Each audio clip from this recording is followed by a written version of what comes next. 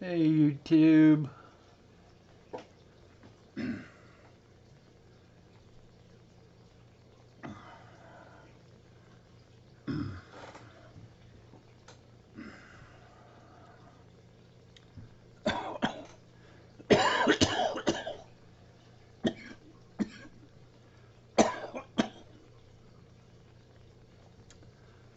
Hey Laura. Hey Daryl. Welcome to the stream and thanks for telling me about the sound, Laura. I always worry about it now because it's I've been fighting my sound system on my computer now for quite a few days, so I always worry about it. Since I basically goofed up yesterday and did a live stream a day early, the one idea I did have to talk about is gone, so I'm pretty much bereft of talking points today. I hope someone will have some questions or some topics to bring up that will spur some ranting and raving from me. I hope everyone's Saturday is going well. I hope your fish are all doing well. Yes, this is live stream part two, the twofer. Unfortunately, I spent 45 minutes yesterday wasting what little bit I had to talk about. So help me out today, guys. Give me talking points. Give me questions. Something. I don't seem to be attracting many new Aquarius here lately. I kind of regret that. I'm not sure exactly what the reason is, but I really hope in doing these live streams to help out people that are um, new to the hobby, that have or people that are about to level up their skill in fish keeping and have some sort of questions that I might be able to shed some different viewpoint on, some new way of thinking for them that they might actually be able to up their skill level or learn something that would help them. Uh, the way we learn about how to keep our fish better, about how to uh, more deeply understand what's going on with our fish and tanks, is by being ready. And by being ready, I mean having done the work to reach a certain point, and then suddenly we are um, given a piece of information that we never really thought about before, that never really entered our thinking process, or that we had before, but we just weren't ready to take that piece of information, recognize what it actually means, and run with it. Yeah, Laura, you're right. Some people are catching the streams later, but what I mean is that my real hope is to answer people's questions in such a way that it allows them to stretch their abilities in the fish keeping hobby so that they can expand their ability, they can ingest information in a new way so that it will help them. I do more answering of people's questions in other people's live streams than I do in my own. And don't get me wrong, I'm happy that most of the people that watch my live streams live are very capable fish keepers, and it just means that they don't have a lot of questions that are in my strike zone so far as me being able to uh, serve them up the proper pitch for them to figure out how to hit it out of the park. It's I think it's failing on my own part. It's failing. Um, I'm not a big one for oh, glamorous videos that are meticulously. Yeah, I, I've had shout outs before. I'm just not. The things that I care about are not the things that make me a glamorous subject on YouTube. You know, as far as doing all the intensive video editing and the proper sounds and the proper. I'm much more likely to give you uh, just raw footage, even footage that's not. I mean, you could just look at the photographs in the background. My photography skills are not great. Some of these photographs were taken while driving in a van through a window at, you know, particularly high speeds. So it's you're just not likely to get perfection out of me as far as the video and the photography and in a lot of cases even the advice. It's just that those things matter very little to me. I don't really care what my vehicle looks like on the outside. I just care that it is going to run well enough to get me where I'm going and back again. And because of that, I think that I falter in drawing more people in that really need to ask the questions that I would like to be able to answer, because the questions I really want are questions from people that are really ready to hear a new and different kind of answer, an answer that gives them the chance to develop their skill level a lot more. And I just rarely find those kinds of questions on my live streams.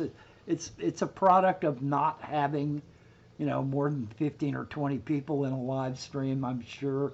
And by all means, I am not interested in having 600 people in a live stream. I've watched that far too often on YouTube, and it's impossible to keep up with or to make any personal connection really with the people that are in a stream like that, because you just can't possibly you know, pay attention to all of the questions that are being asked. You can't follow everything that's going on. People end up frustrated because they don't get recognized. They end up frustrated because their questions are not answered. And believe me, I've been in the same, in the same boat. There's questions that I have. You know, there are a lot of people that I respect as uh, quote, quote, experts in this field. I've done the same things to Heiko Blair, to Ingo Seidel, people who I respect in the field, people that I really want to at least recognize the questions that I have as being important enough for them to give me more than a 3-word answer, you know. And and let's face it, those people just do not have the time to do that for everyone. It's just impossible. Hey, 54 Punchy, welcome to the stream. Um,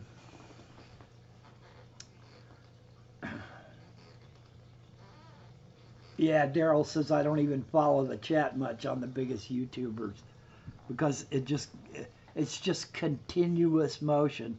I literally sometimes just close the chat because it gets so annoying watching, you know, people that are just looking to have shout outs done for them or say look at me, look at me, look at me.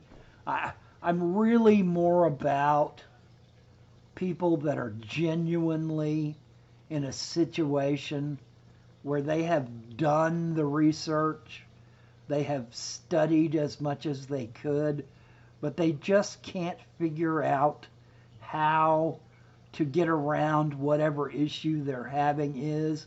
They haven't wrapped their heads around what really needs to be done. Potato says whenever chat says slow-mo is on, I don't even bother.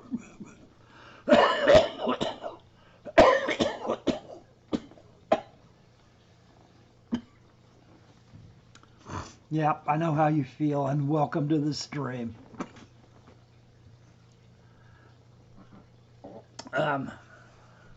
So I guess what I'm doing is crying in my beer over the fact that I'm not fancy and famous enough to have 1,500 people in this live stream all asking me questions about why it is that they're having problems with this issue. And, you know, the questions from people run the gamut, from people that are just clueless, people that you know, don't even really want to do the work. They just want someone else to answer for them and tell them exactly what to do so that they can do that and then drop it.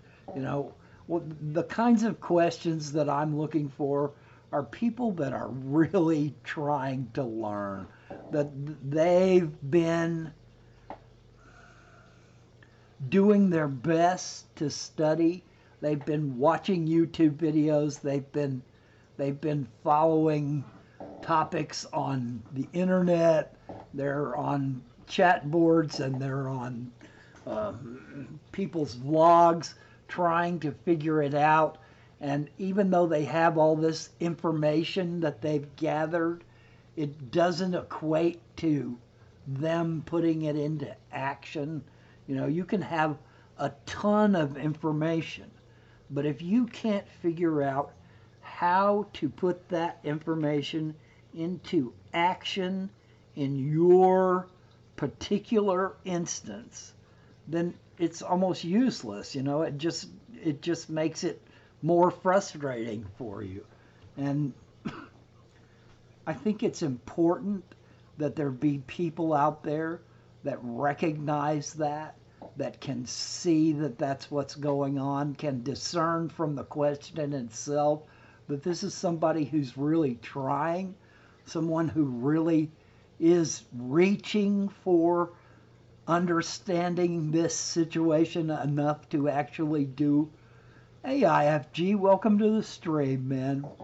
Boy, you've really been making some changes in your fish keeping, man. I've been following you. I've been watching it. I really enjoyed some of the strange and varied creatures that you're now keeping. Frogs have never been something that I really enjoyed, so I guess I'll just have to watch the frog videos, man. But I applaud your efforts. I applaud you stretching your keeping abilities and trying new and different things. I'm sorry you got rid of your plecos, though. I was enjoying that pleco tag. And IFG, if you have any questions so that you can stretch your hobby abilities, I would be so happy to answer them. Man, you know I'm here, and if you ever need anything, you let me know, because I'm all about that.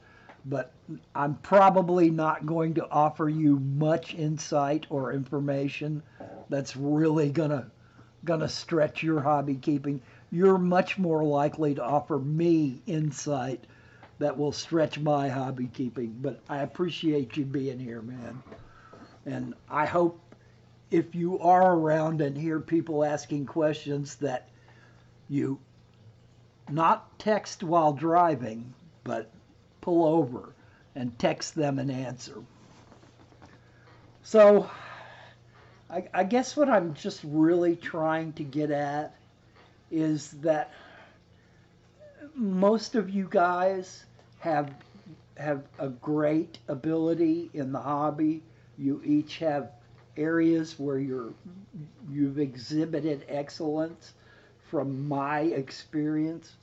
And I guess I hope that if nothing else, if I'm not getting the people in here to ask me those sort of questions, that you guys actually watch out for those sort of questions where it's not someone that's just demanding the world look at them, or it's not just someone that wants to be told exactly how to do it and then forget it and walk away. You know, okay, I did what I need to for my tank. I don't have to pay any attention to it anymore.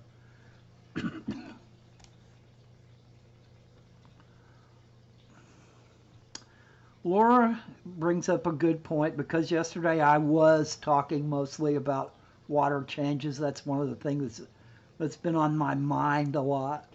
And she says yesterday we're talking about old tank syndrome.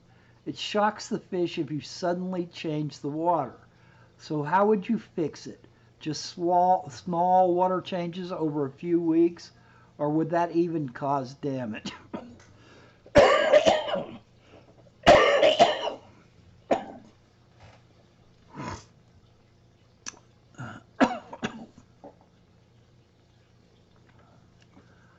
Laura, it's a great point.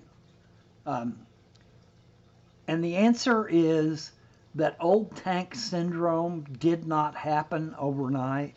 It took several months at least to get to the point where your fish are so adjusted to poor water conditions that going back to pristine water conditions will shock them so badly that it might kill them. So, yes, the answer is to do three 25% water changes in 1 week, and then do two 30% water changes the next week, and then do one 50% water change the week after that. So you are slowly, and you might even spread it out with a week in between where it didn't get done, or whether you did the same thing twice, you know, because you're going to have to slowly get those fish back accustomed to less nitrates, less, you know,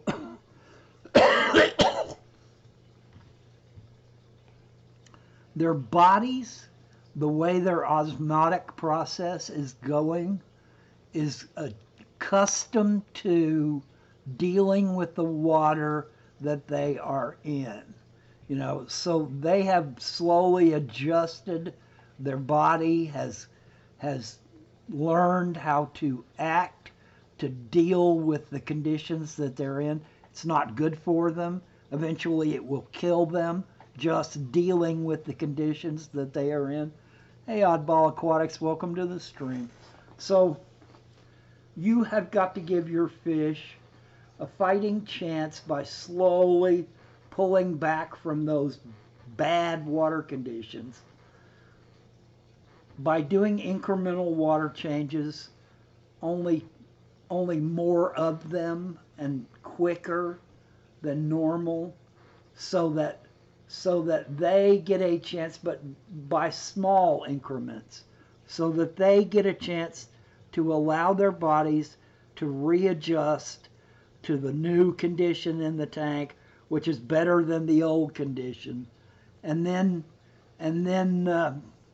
slowly work your way back to where you're halfway back to good water quality, and then 3/4 of the way, and then you can go ahead and go right back to good water quality. But if you suddenly do a 70% water change because you realize, oh God, this tank water is just nasty, I got to get it out of there, they're going to die. It's going to be such a shock to them that it's going to kill them. And that's what we need to understand about our fish more than anything else, that it's not that they're not capable in the wild of adjusting to bad situations. Think about piranha when the water goes back down from the floods of the Amazon, and there's all these little ponds and pools left, that are a whole lot of water during flood stage, and then the water starts slowly dropping, maybe 12 or 15 feet. All over the water drops, and suddenly these fish are trapped in these little pools and ponds, and the water quality just goes to crap because there is no influx of new water. They're basically sitting in a death pond where the other fish are dying and creating more ammonia. So the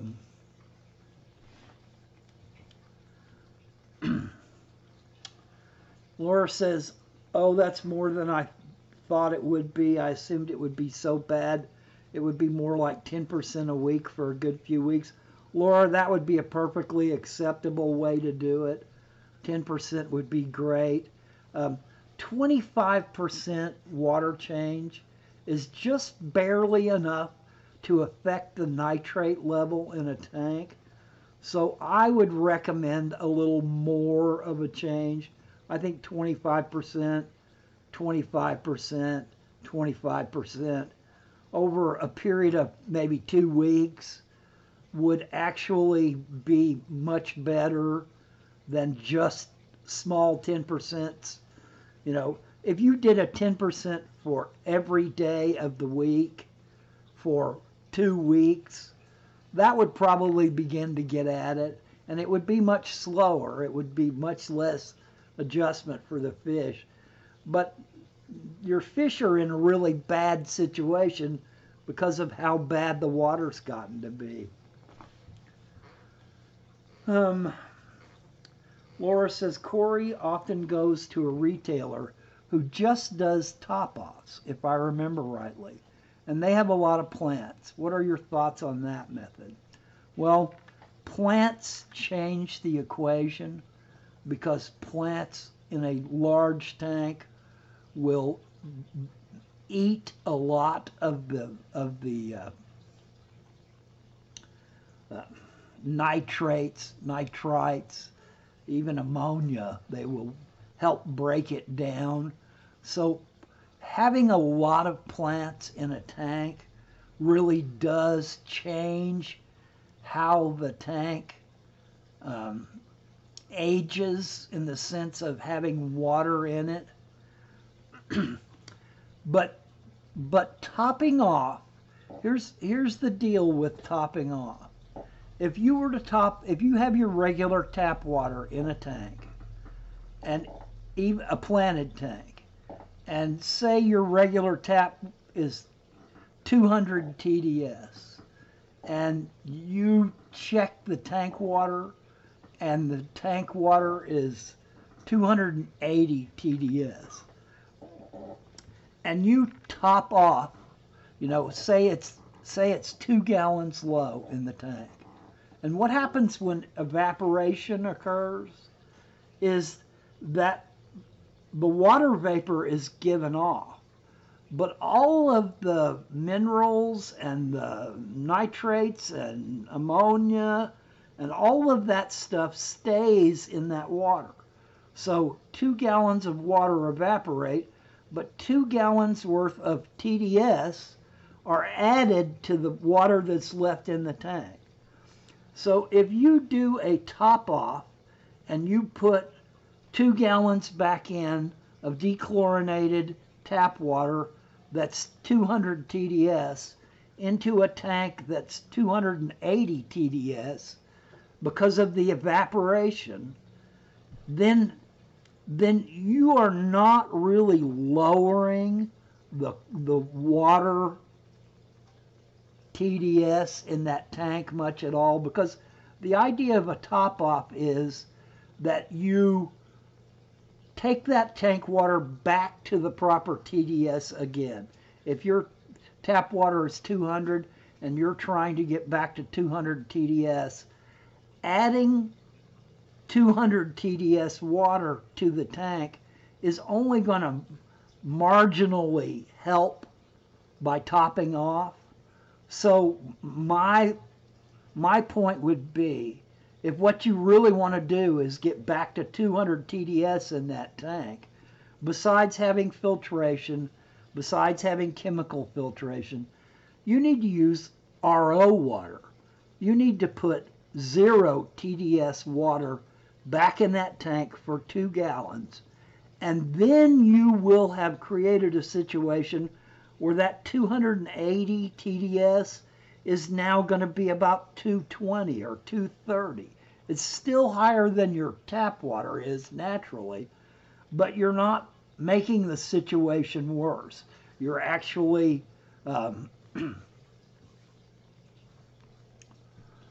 okay. Oddball Aquatics is saying got about 40 Cory eggs today. Grats. Just peppered Corys. What's the Latin name? And you got me on there. I've never been a huge Corydoras keeper, although I have 7 of them now. Palladius. Let's just see if they hold up this time. My water is super hard, and my last batch of Corys kind of fell apart. Well, I'm hoping that you have better luck this time. I would definitely look up your species of Cory and study what kind of natural environment that they live in, what the parameters are, because oftentimes people raise fish in tanks, and the parameters that they raise them in are much different from what they exist in the wild. And it's okay for your fish to adjust to that and to live that way, and they may even breed.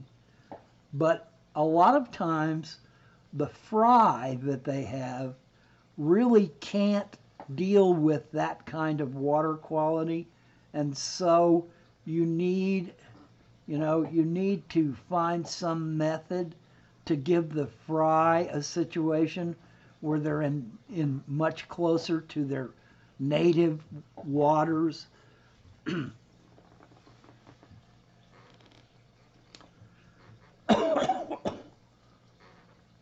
Laura's asking Oddball Aquatics if they use methylene blue. Now, methylene blue is a really old school medication that I have often used, and it is excellent at stopping fungus.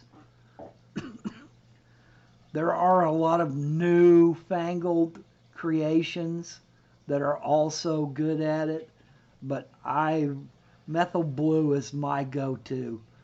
There's a lot of combination medications that use a lot of methyl blue in them, and I have always been of all the dye medications that there are, methyl blue is probably the least harmful and the most useful. And putting fry or eggs in a tank that has a certain amount of methyl blue in it, and you can usually tell by how blue the water is. If the water's really blue, you might have a little bit too much in it. But if the water is a nice dark blue, but not just like full of ink, if you can still see through the tank, you're probably just about right on your methyl blue dose.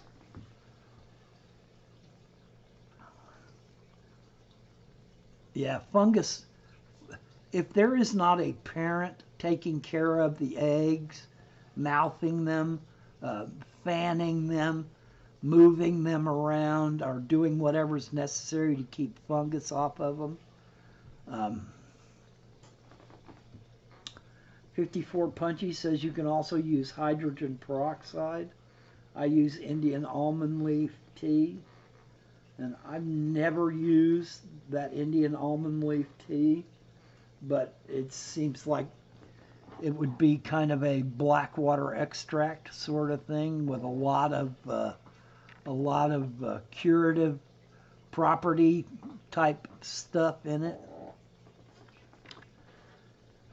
VB23, welcome to the stream. I got my grindleworm culture today. Those are actually a really good live food.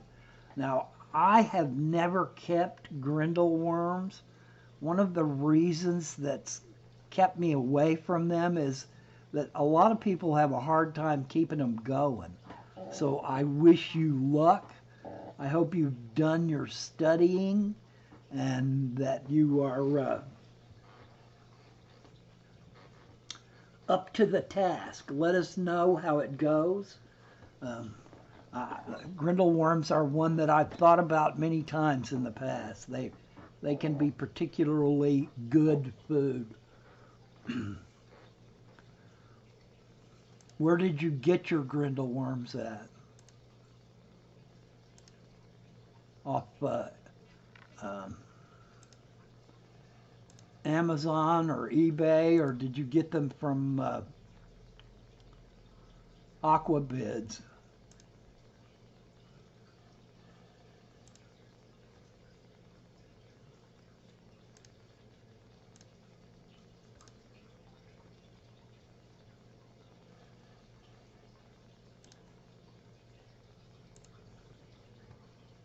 My friend Mr. Science Geek.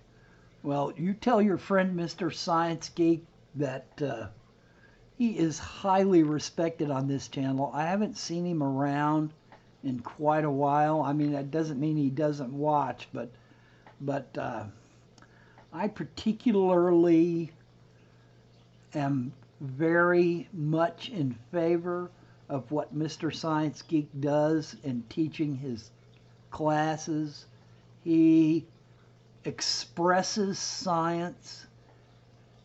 Yeah, his new baby is keeping him busy, and I commiserate with that. Having a new baby changes your whole world paradigm. Suddenly you begin to recognize that the world is not about you, but it is about them. But Mr. Science Geek, to my way of thinking, is presenting science to his students in such a way that allows them to recognize science's real place in the world. He's a really good guy, VB23. I'm proud for you that you have someone with that much on the ball going on to trade with and talk fish with. He's a very special kind of teacher, and that makes him a special person in my view.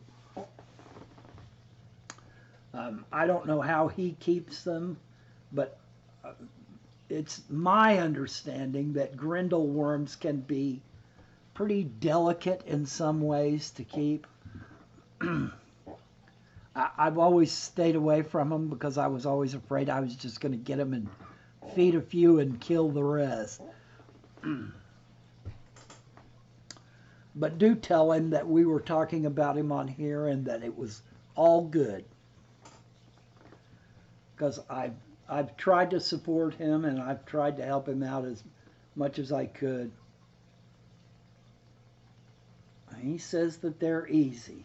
Okay, well, for some people things are easy, and for others they're not easy. You know, people get a fish that no one else can breed, and something about their setup, something about their water, something about anything that's different from what everybody else is doing makes it easy for them to breed.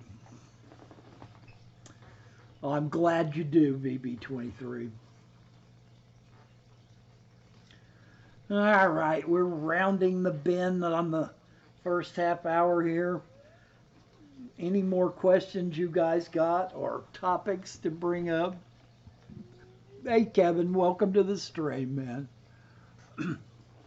We're just rambling on my part and trying to get by on what you guys are talking about in the stream. I burnt my little bit of topic that I had to talk about yesterday and mistaken. How do you know if you are overfeeding? Wow. BB23, I'm not sure that I know if I'm overfeeding or not.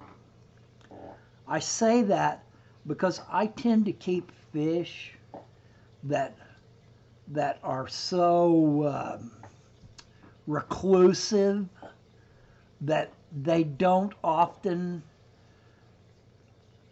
get right out in front and eat with the rest of the boys. They tend to shy away from being out in the light. And so I have always, in most tanks, had to overfeed to make sure that the others in the tank would get enough food. And because of that, I just have to deal with the water quality issues. But I mean, the rule of thumb is you put a pinch of food in the water, and if it's you don't want to leave there to be enough where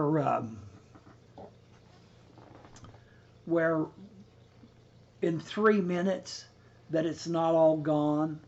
And that's just a rule of thumb. It's not a standard go by, because if you're in the process of trying, you know that this fish that you've got normally breeds in the dry season and or after the dry season, because dry season means the water quality drops. It gets bad water parameters because the water has dropped so much.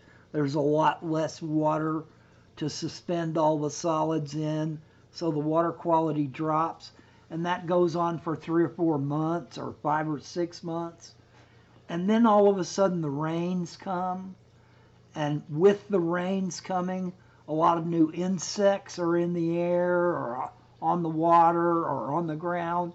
And then the rains come, the water volume swells up, so the water quality gets better. A lot of insects are knocked into the water, so those fish are popping those insects because they know it's time to start breeding, and they want to eat as much as they can to get themselves into breeding condition. So if you're trying to replicate that in a tank, you would have lax water changes for a while. You would allow evaporation to occur so that the fish would feel the water quality being the quote dry season.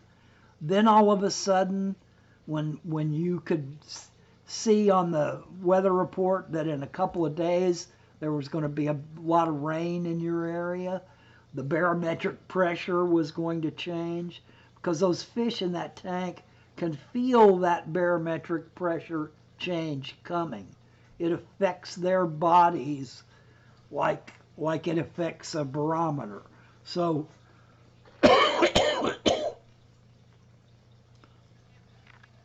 you're going to do a lot of heavy water changes for the first couple of days, and then you are going to overfeed them on purpose so that they go through the natural motions of getting all that extra input of really good food. So fatty food or high protein food or food that they haven't been getting for a long time.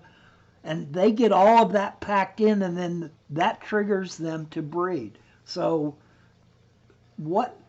how you are feeding fish depends on what it is that you're trying to do.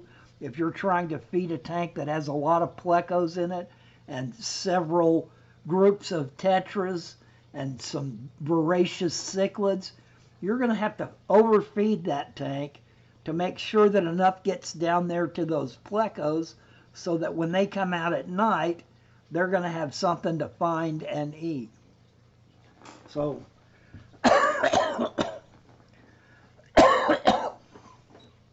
I'm not at all sure I know when I'm actually overfeeding. But if I'm feeding very heavily, then I know that I need to do the water changes to make up for that. And then VB23 says, can you give me some tips with keeping shrimp? Red cherry. Okay, well, red cherry is a neocaridina, and all the neocaridinias are going to be very similar. So, Blue Dreams, the yellows, whatever it is, color-wise, doesn't really matter as long as it's a neocaridina. And I am not a shrimp expert by any means, but some 7 or 8 months ago, or 9 months ago, maybe it's a year now, I ordered a Skittle pack from Lucas Brett's because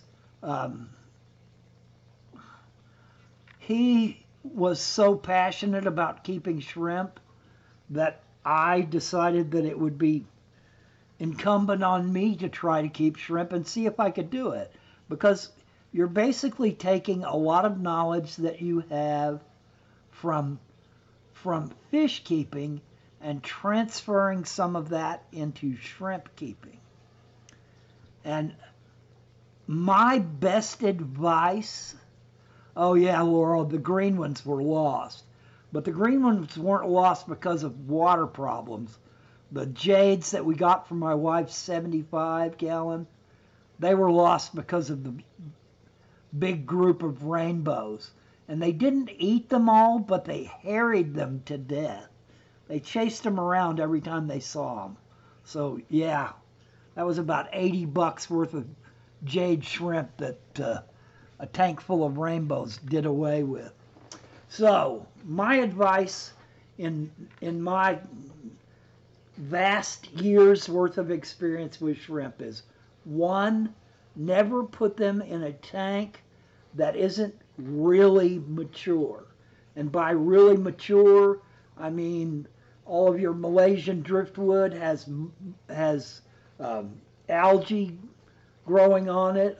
All of the sides of the tanks have a good coating of algae, except for the side of the tank that you're going to want to look at. Algae is a perfect place for shrimp to pick the little tiny food out of that they eat. The creatures that live on algae are perfect food for baby shrimp, for adult shrimp. They will graze on top of an algae bed forever and be happy. Yes, they will eat the food that you put in the tank with them, but they are going to be just as happy going straight back to that algae bed and grazing on it as they will eating the food that you add to the tank. I would also say give them some leaves. Shrimp, in my own case, I'm using magnolia leaves, but you can use Indian almond leaves. There's many different types of leaves that you can use, and you need to, if you're going to collect your own, you need to make sure that they are not treated with some kind of poison and that they are not a leaf that's going to do harm to the shrimp in the tank. You know, there's some leaves that are poisonous, and you don't want to put those in your tank. But for me, I've got a magnolia tree in my yard, so I use dried magnolia leaves. I know that tree doesn't have anything sprayed on it, so the leaves are just fine. And I think potatoes, right, that a chunk of wood the size of your fist would be good. That's enough to give them a grazing area to eat the creatures that will populate on wood, which might be slightly different than the creatures that would populate on on an algae bed. But Laura's right. My wife wanted green shrimp for her tank.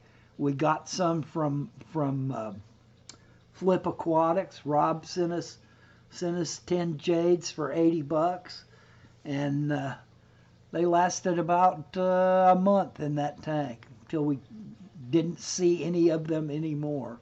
And that tank started out to be a tiny rainbow tank.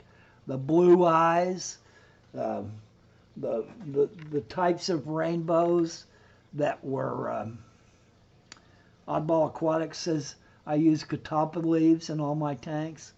And catalpa is basically another name for Indian almond.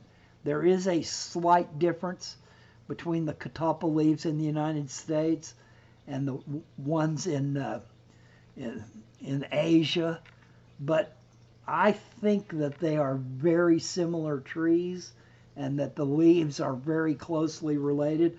I have catalpa leaves around me, but I've not yet tried to use them. I've just been leery enough of that to not use them. So I know magnolia leaves work, but definitely do not add shrimp to a tank that is not matured.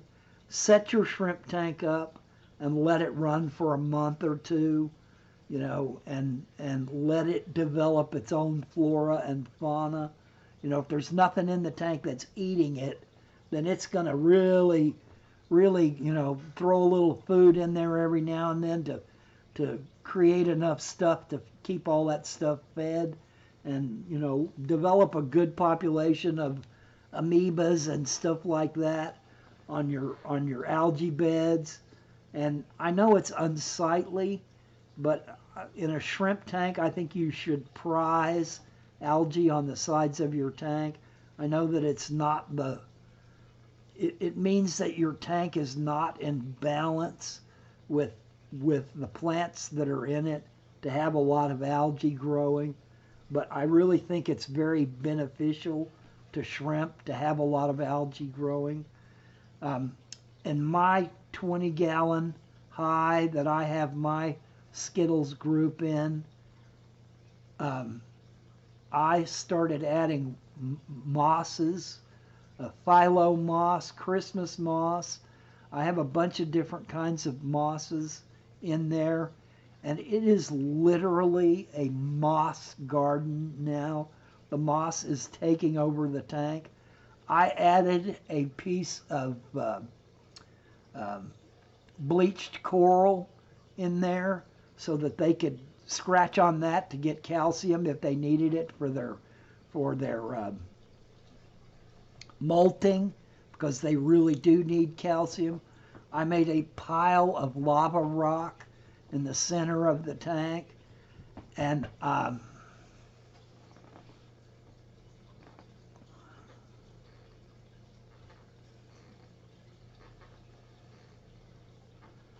Sneeza K, welcome to the stream, or welcome to actually posting in the stream. Sneeza K says uses leaves sometimes, a little bit of cooked zucchini twice a month for my cherry shrimp, and I only water change with cold water that's been in room temp for 24 hours, and I feed every second day. And feeding every second day is probably a good idea, because the water quality will lessen if you overfeed. That's one of the reasons why Lucas uses tetracolored granules, because they're bright red, and he feeds them on a substrate where he can see those bright red granules. And if they're still there later, he will not feed more and will probably do a water change, or at least try to get that uneaten food out of there. You're right on with water changes. I have been so afraid of my shrimp because I'd never kept them before that I was really tentative about doing water changes.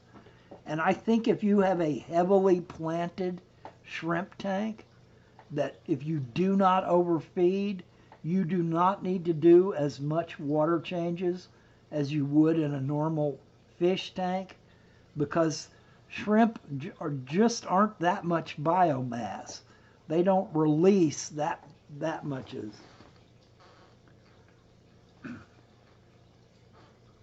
Potatoes says one thing that I do not recommend. One thing I do that I do not recommend is I purposely throw a small ball of hair algae in the tank. The shrimp don't eat it, but the shrimplets graze on it. And yeah, you're right. Hair algae is a perfect hiding spot for shrimplets to get in and keep from being terrorized by whatever else is in the tank. I don't even think if you had planaria in a tank where you had shrimp, which they will destroy shrimplets, I think if the shrimplets got into the hair algae and deeply enough that even planaria couldn't get to them then. But yeah, I would just really be careful about wild changes in temperature. And Lucas recommends to keep shrimp a lot colder than most people do. So I would recommend keeping them, at 73, 74, 75 in that area, maybe even 70, so that their life cycle is not so sped up that if what you want is a lot of breeding and you don't care about how long they last, which is going to be 1 or 2 years at the longest probably, then keep them colder. And when you do a water change, make sure that the parameters of the water you're putting in are very close to what's in the tank. Now, if you've got a small heater in a tank like I do, where it keeps it right at about 73, 74, except when it really gets hot in the room, you can add cooler water if you don't add a whole lot of it, maybe 10% of volume. And I think that as long as you use RO water, you can pretty well get away with topping off a shrimp tank with just RO water for a long time. But avoid big shocks, because big shocks will kill them. Even something as silly as if you happen to have a canister filter on that tank, if you shut that canister filter down for over an hour and lose all that biological bacteria, that can really adversely affect the shrimp in the tank when you turn that filter back on. And I've learned that the hard way. I've lost shrimp doing exactly that. So they can be a little bit difficult, but they're fascinating to watch. They are hardy in their own ways.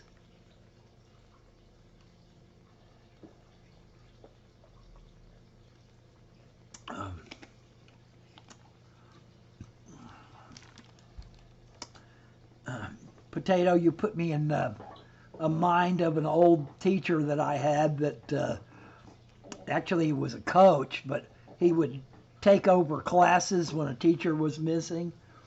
And one day he took over one of our classes and took us into the cafeteria to show us a movie to kill the hour that he was teaching.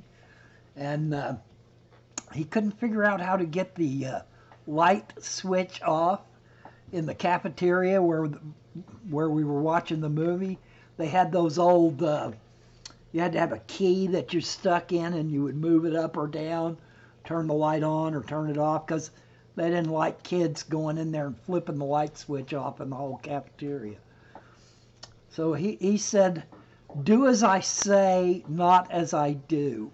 And he took a fork and stuck it in there and turned the light off, but shocked himself quite well in the process. So You're saying one thing I do that I do not recommend, because basically you're adding hair algae to a tank, and hair algae is pretty darn obnoxious to get rid of once it gets started. We've got hair algae in a lot of our tanks, and it's a pain in the butt. So I understand why you do not recommend it, and yet do it for your shrimplets. I know those hairpins works too. All right, guys. We've managed to make it through another hour. I'm going to wind this down because this is the second part of a twofer.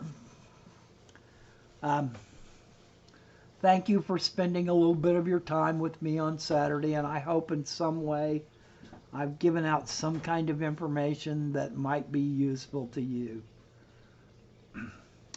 Sneezanna K says, I do tiny water changes only every 2 or 3 weeks and let it drip slowly 1 hour, and I top off when needed. I have chili raspboras and some small ancestors with them. My tip is to do tiny water changes. And that's exactly what I did the first 2 or 3 months. I'd get a gallon jug and let it drip into the tank, just like drip acclimation, because I was so frightened of losing them. Now I just get a gallon pitcher and run some RO water into it and dump it straight into the tank as fast as it'll go in.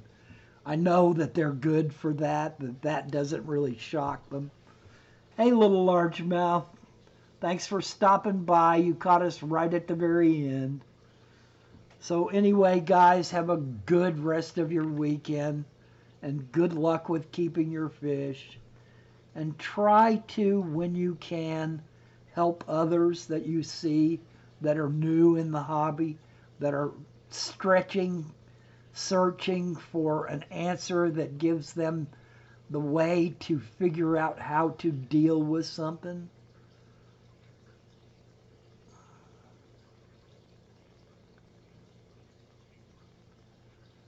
Potato says, honestly, I don't recommend people do many of the things I do because I know that because it works for me, but not a guarantee for everyone.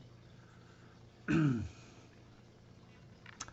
Punchy says she treats shrimp like any other tank. I have shrimp I have moved around in most all of my tanks. And there you go, VB. That just gives you an idea of how widely varied we treat our shrimp. And if done properly, all those methods work. So, you're just getting advice from me, then you're making a mistake. You need to listen to a lot of different people and figure out what works for you. And that's the best way to do all of fish keeping, actually. All right, guys, I'm shutting it down. Have a great rest of the weekend. Good luck with your fish keeping, and try to help others if you get the shot.